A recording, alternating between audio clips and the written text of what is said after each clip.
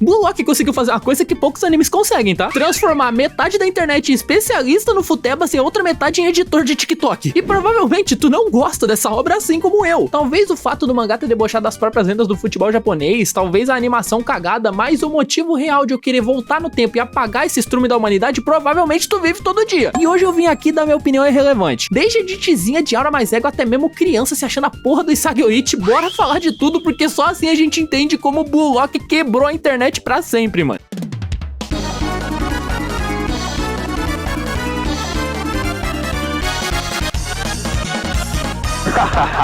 Ronaldinho, sucesso!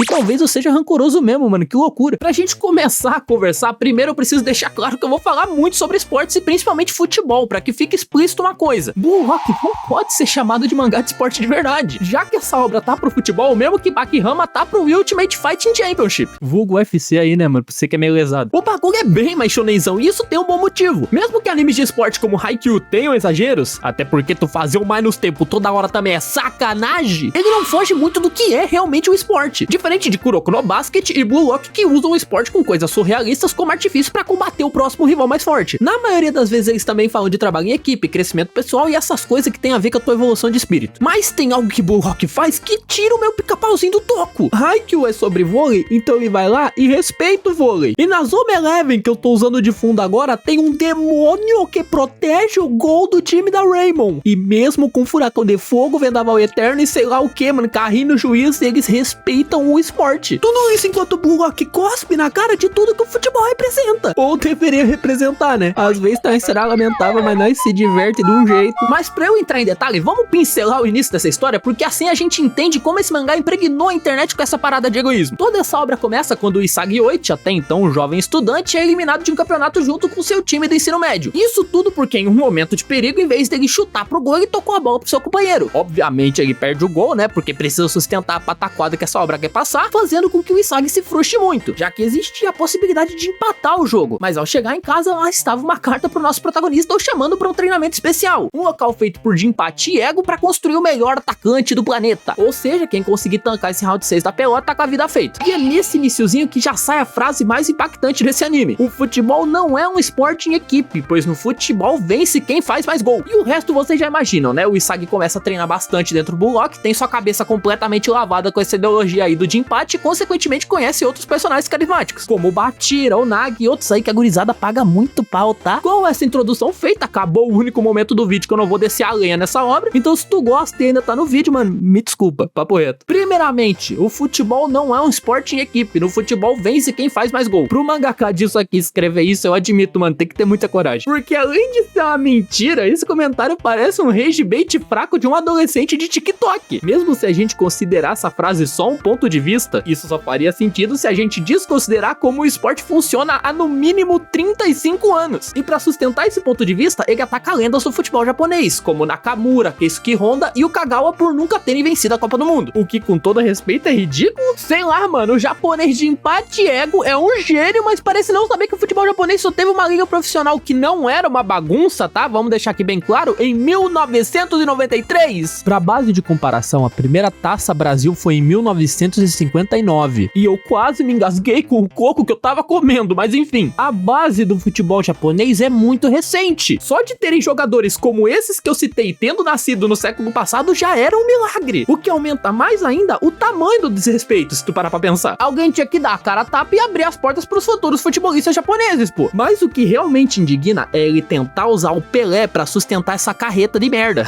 Parafraseando o rei, o Jinpachi diz: pergunta o melhor de qualquer um desses, a resposta é sempre eu. Uma frase completamente fora de contexto que já foi citada aqui no Brasil até mesmo em podcast. O que realmente o Pelé disse foi uma resposta a uma pergunta de quem era melhor, entre ele ou o Messi. Sendo a resposta do rei um bagulho mais ou menos assim, ó: sempre me comparam com todo mundo, então manda eles decidirem o melhor entre eles e nós decide quem que é. E é só isso, mano, nada demais. Ou seja, vamos lá, vamos fazer o contador aqui. O Jinpachi Ego ataca lendas japonesas, ele usa de frases de jogadores que não ganharam nada pra justificar o seu argumento, como o Noel Gabriel Noah, que é um personagem fictício, e o Eric Cantona, que por sinal nunca ganhou Copa, e ainda por cima usa do rei pra justificar a sua ideologia completamente torta com uma frase fora de contexto. Olá, Mac. E talvez tu pode estar pensando que eu tô exagerando, ou que eu tô sendo burro por rebater argumentos de um personagem fictício. E não, amigo, eu não tô, eu juro por tudo que é mais sagrado que eu não tô. Sabe por que eu contextualizei todos os pontos que sustentam a narrativa da obra e por que eu os odeio? Porque isso tá afetando a internet e o meu trabalho como um todo. Eu sou técnico e auxiliar em categorias de base, e isso eu falei no início do vídeo, mas antes de profissional, eu sou um usuário da internet. E tu com certeza sabe o que ela se tornou com a ascensão de Bullock. Qualquer jogo de esporte, como o Rematch, ou até mesmo aquele joguinho de vôlei do Roblox lá, tá ligado? Mano, eles se tornaram um inferno. A cultura do eu vou fazer tudo sozinho já era forte antes disso, óbvio, mas geralmente tu perde isso rapidinho. Mas agora eu te pergunto, por que que isso não tá acontecendo mais? Não é exagero dizer que em qualquer partida hoje tu realmente acha alguém assim. E seria muito fácil se isso só se resumisse aos jogos, já que em qualquer rede social que tenha como ver vídeos, tu vê alguém fazendo edit de jogador da vida real trazendo essas paradas pra fora de campo. E sabe o resultado disso tudo? O Lamine Yamal na Copa do Mundo utilizando a frase ego Yamal numa faixa na sua testa. Olha só, a arte imitando a vida e a vida imitando a arte, eu não sei como é que é a frase. Isso, obviamente, trouxe visibilidade pra ele e, consequentemente, vai inspirar outros jogadores a fazer referências parecidas. Porque, mano, ele é Gen Z, ele sabe que vai dar burburinho na internet e que a criançada vai pagar pau. Só que você sabe o pior? Quem vai ter que se fuder é só...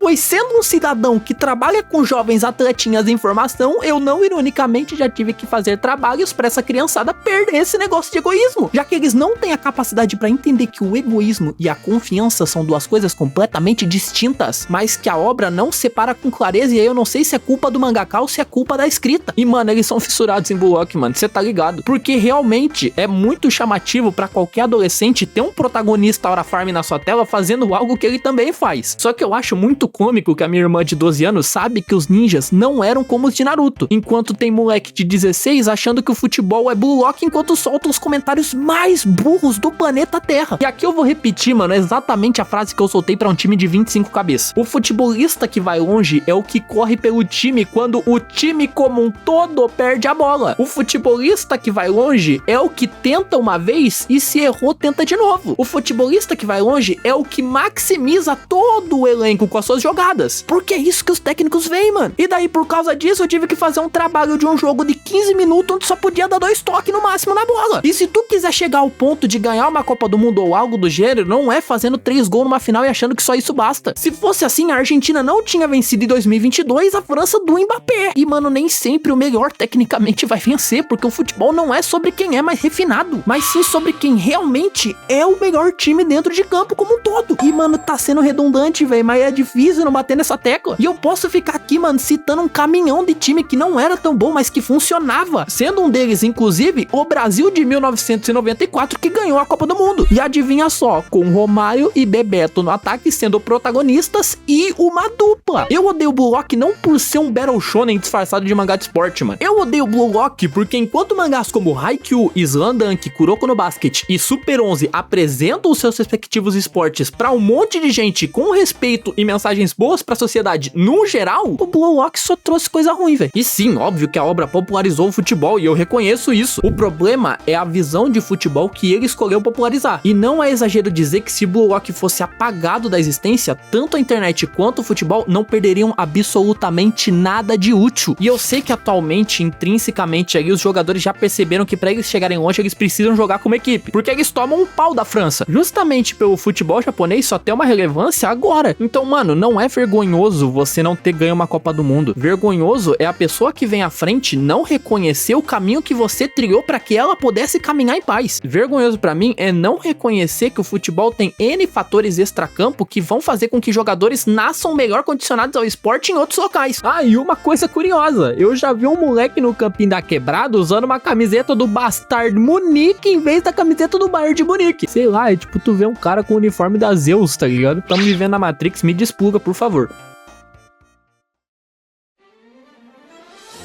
E E é mais ou menos isso aí, rapaziada. Eu vou ser sincero, na hora que eu pensei sobre esse vídeo, eu não quis fazer a princípio, mas depois de ver a faixa do Yamal, eu percebi que tinha algumas coisas que eu gostaria de pôr pra fora. Porque mesmo eu sabendo que não é algo que é um problemão, eu acredito que tenha gente que pensa da mesma forma, assim como eu sei que tem gente que discorda pra caralho. E é pra isso que os comentários do vídeo estão aí, mano. Só por favor, não seja ignorante, que pode ter certeza que eu vou responder o seu comentário. Aproveitando esse gancho, eu também peço que tu dê um like e se inscreva nesse canal, porque como youtuber é meu papel te pedir isso. Na sua tela agora vai ter um vídeo sobre falsos gênios aí dos animes, pra caso tu tenha gostado de me ouvir reclamar das coisas, e é mais ou menos isso aí, tá? Muito obrigado por me assistir até aqui e tenha uma boa noite de sono.